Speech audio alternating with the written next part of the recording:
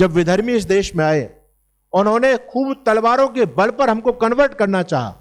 जो डरपोक लोग थे वो डर गए, वो परिवर्तित भी हो गए। लेकिन ऐसे ऐसे गुरुकुल के बच्चे भिड़ जाते थे उनके सामने, तलवार लेकर के तोपों से भिड़ जाया करते थे। ये उनके अंदर जज्बात हुआ करता था।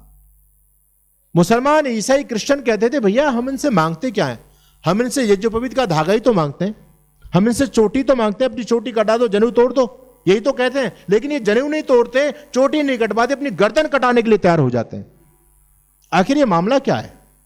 उन लोगों ने जब चिंतन किया तो पता चला कि भारत का बच्चा बच्चा अपनी पावन संस्कृति से जुड़ा हुआ है, अपने महापुरुषों से जुड़ा हुआ है, और इनके महापुरुषों का जीवन बड़ा धवल है, बड़ा पवित्र है। तो क्या करें?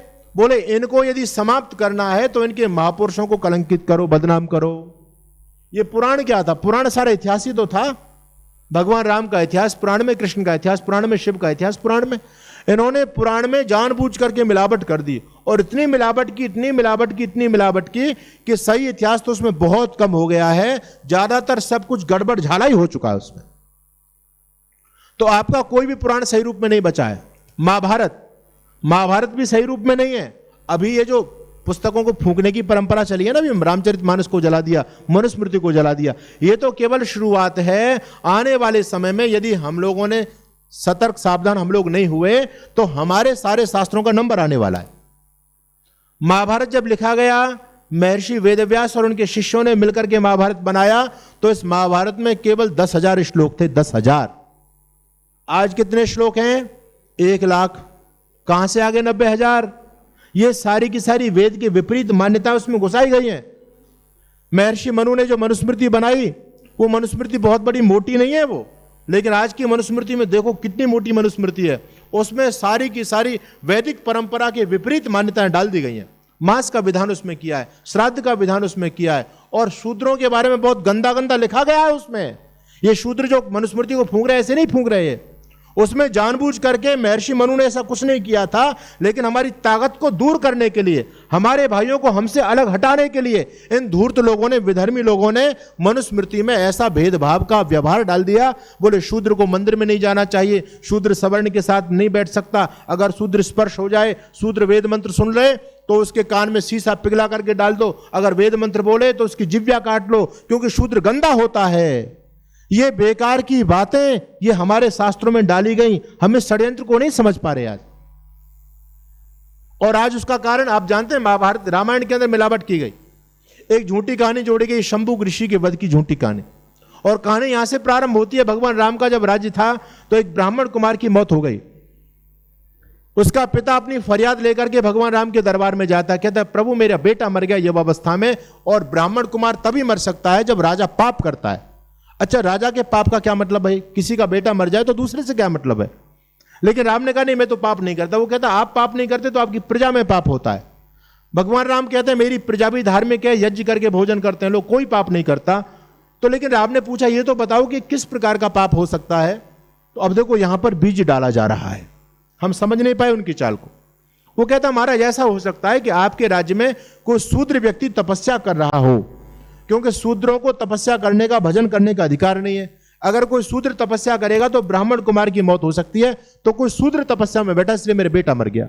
यहां पर ब्राह्मणों को और शूद्रों को अलग अलग करने का बीज डाल दिया गया। भगवान राम ने अपना रथ उठाया और अपने राज्य का निरीक्षण परीक्षण किया, तो जंगल में एक व्यक्ति समाधि में बैठा था। राम ने पूछा कि तुम कौन हो? कहता मेरा नाम शंभुक है। राम ने पूछा तुम किस जाति के हो?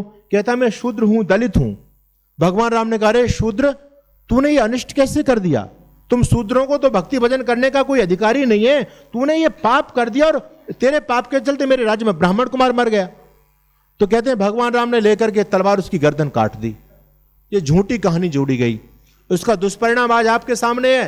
पहले मिलावट कर दी इन धूर्त लोगों ने, और मिलावट किस लिए की कि जो शंभू की जाति के जो लोग थे, दलित कहलाते हैं, जो शूद्र कहलाते हैं, आज वो राम को नहीं मानते।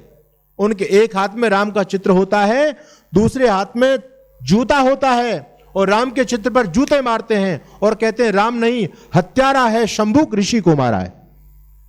आपके देश में आपके अपने लोग हैं, वो राम को नहीं मानते। ये कितना बड़ा गेम हमारे साथ में चल रहा है, लेकिन कोई समझने के लिए, समझाने के लिए तैयार नहीं है।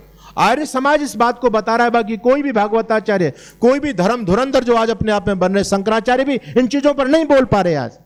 वो हमारा एक वर्ग हमसे दूर होता चला रहा है। जय भीम के नारे चल गए आज देश में। हमारी ताकत को कमजोर करने के लिए हमारे जो दलित भाई शूद्र भाई हैं उनको बहका करके हमसे दूर किया जा रहा है। कितना बड़ा षड्यंत्र है, कितनी बड़ी ताकत आपकी दूर हो रही है।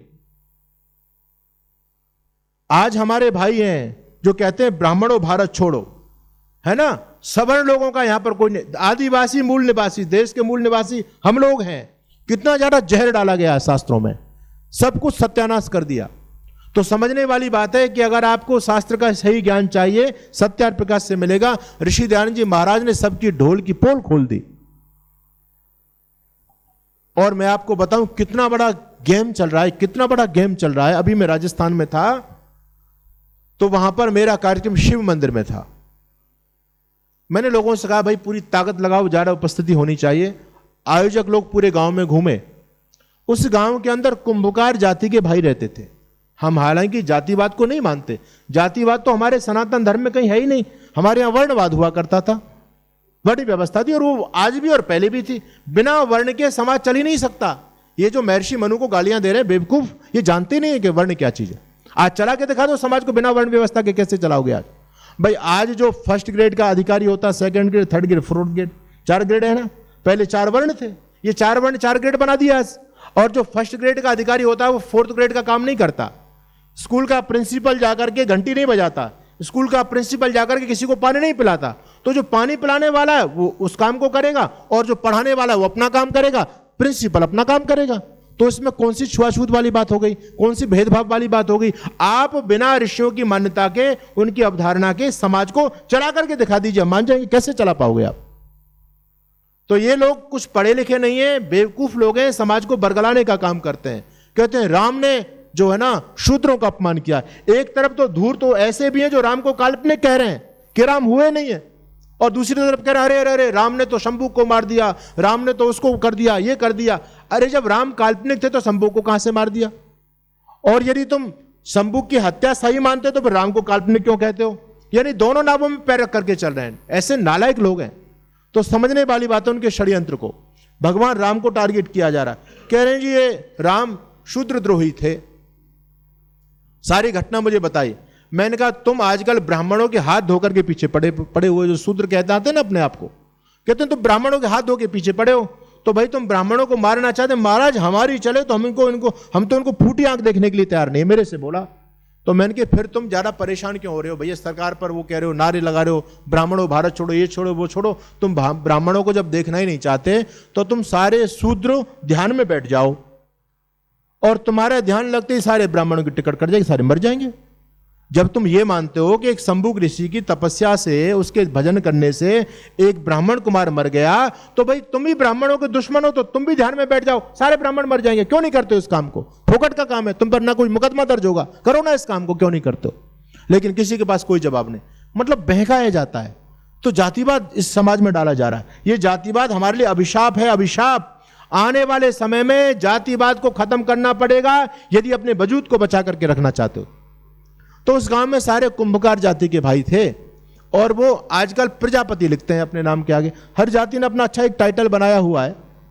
तो जब वो गांव में गए लोग, तो उन्होंने कहा स्वामी जी का कार्यक्रम है, शिव मंदिर में आप आइए। कहते हैं जी महाराज जी का कार्यक्रम शिव मंदिर में नहीं होता तो हम जरूर आते, शिव मंदिर में तो हम नहीं आएंगे। उन्होंने कहा क्या बात है भाई, आप हिंदू नहीं हो? बोले हिंदू तो हम हैं। तो क्या भगवान शिव को नहीं मानते जो आप शिव मंदिर में नहीं आ सकते? अपने भाई हैं, प्रजापति भाई, कुम्हार भाई, कहते हैं जी हम शिव को नहीं मानते। लोगों ने कहा क्यों नहीं मानते? कहते हैं जी इसलिए नहीं मानते कि शिव तो हमारी जाति के लोगों को देखना नहीं चाहते थे। शिव ने हमारे दक्ष प्रजापति, हम भी प्रजापति और दक्ष प्रजापति की हत्या कर दी थी, तो शिव से हमारा क्या लेने देना? अरे भाई मुझे बताओ उस समय ये प्रजापति क्या मुसलमान कुम्हार कहलाते थे क्या? प्रजापति का मतलब प्रजा का पालन करने वाला राजा। परमात्मा भी प्रजापति है, राजा भी प्रजापति है। ठीक है, शिव जी की और दक्ष जी की कोई आपस में विरोध रहा होगा, युद्ध हो गया होगा, उनकी मौत हो गई होगी। उस समय कुम्हार कहां से आ गए भाई? तुमने वहां से प्रजापति टाइटल लिया, अपने नाम के आगे लिख दिया, और तुम कह रहे हो वो तो हमारे थे प्रजापति।